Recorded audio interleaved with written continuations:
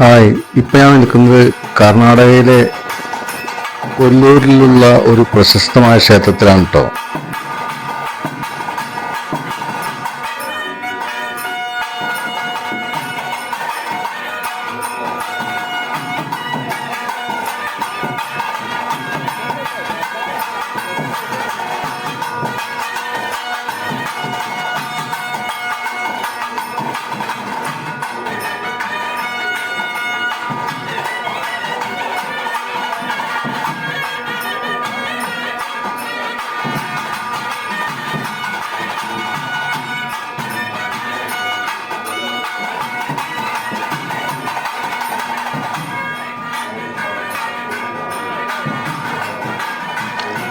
അപ്പോൾ നമ്മുടെ ദക്ഷിണേന്ത്യയിലെ ദേവീക്ഷേത്രങ്ങളിൽ വെച്ച് ഏറ്റവും പ്രസിദ്ധിയാർജിച്ച ഒരു ക്ഷേത്രമാണ് നമ്മുടെ ശ്രീ മൂകാംബിക.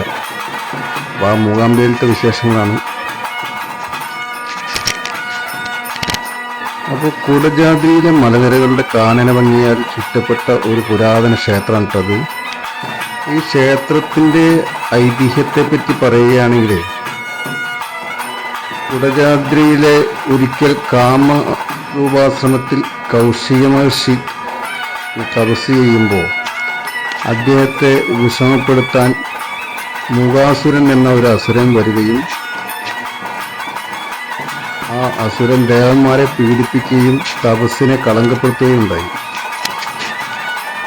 അപ്പോൾ ഇതുകണ്ട് സുഗതനായ പരമശിവൻ അസുരനെ മൂകനാക്കുകയും മിണ്ടാൻ പറ്റാത്ത അവസ്ഥയിലാക്കുകയും പാർവതീദേവി ശിവശക്തി സ്വരൂപിണിയായി വന്ന് ദിവ്യശക്തിയാൽ അസുരനെ വധിക്കുകയും ചെയ്യുകയാണ് ഉണ്ടായെന്ന് പറയപ്പെടുന്നു. അങ്ങനെയാണ് ഈ ക്ഷേത്രത്തിന് മൂകാംബിക എന്ന പേര് വന്നത്. അതായത് അസുരനെ മൂകനാക്കിയ ഇതുകൊണ്ടാണ് മൂകാംബിക എന്ന് പേര് വരാൻ കാരണം എന്ന് ആണ് പറയപ്പെടുന്നത്. അപ്പോൾ അങ്ങനെ കുടജാദ്രിയുടെ മലമുകളിൽ എത്താൻ സാധിക്കാത്തവർക്ക് ദർശനമേകാനായിട്ടാണ് ശ്രീ ശങ്കരാചാര്യ പ്രതിഷ്ഠിച്ച ഒരു ക്ഷേത്രമാണ് നമ്മൾ ഇപ്പോൾ കാണുന്ന ഈ മൂകാംബിക ക്ഷേത്രത്തെ. അപ്പോൾ ഇവിടെ 3 ഭാവങ്ങളിലാണ് ദേവി കുടികൊള്ളുന്നത്. അത് സരസ്വതി, ലക്ഷ്മി, പാർവതി എന്നീ 3 മുഖഭാവങ്ങളിലാണ് ദേവി കുടികൊള്ളുന്നത്. കന്നിമാസത്തിലെ വിജയദശമി, അതായത് നവരാത്രി ആഘോഷമാണ് ഈ ക്ഷേത്രത്തിൽ പ്രധാനം.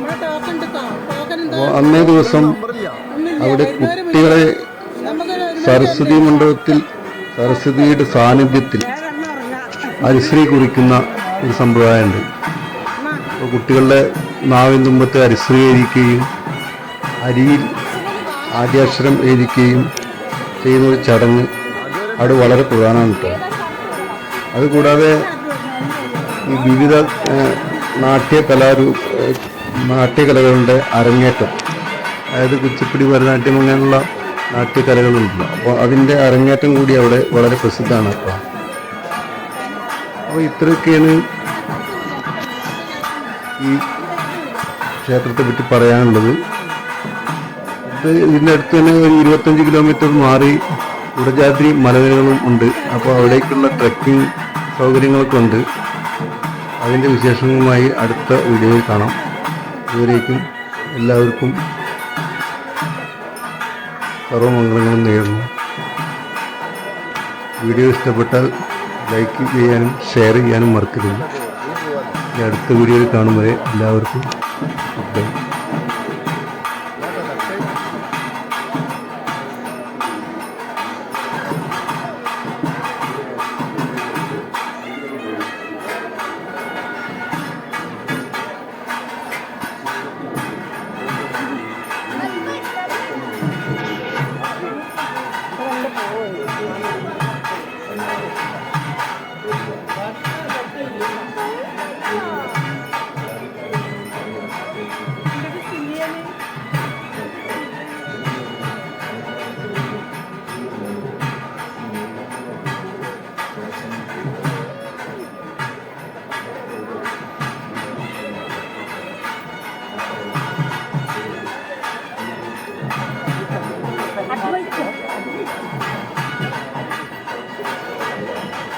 ഇതെവിടെ ഈ പൂവാണിത്?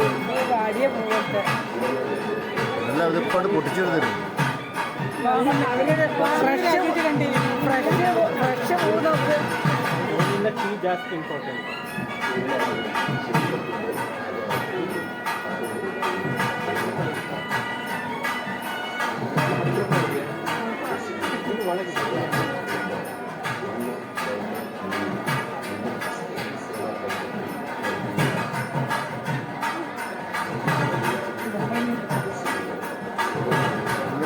മറ്റേ ഷർട്ടോടെ വാങ്ങിയുടെ ബാഗിലിട്ടു. अरे चांदी ना कर हैं मिलता है साथ के साथ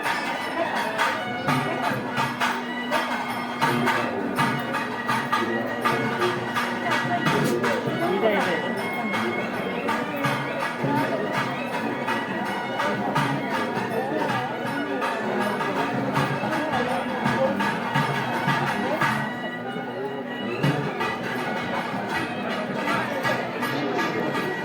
സൈഡിൽ കൂടെ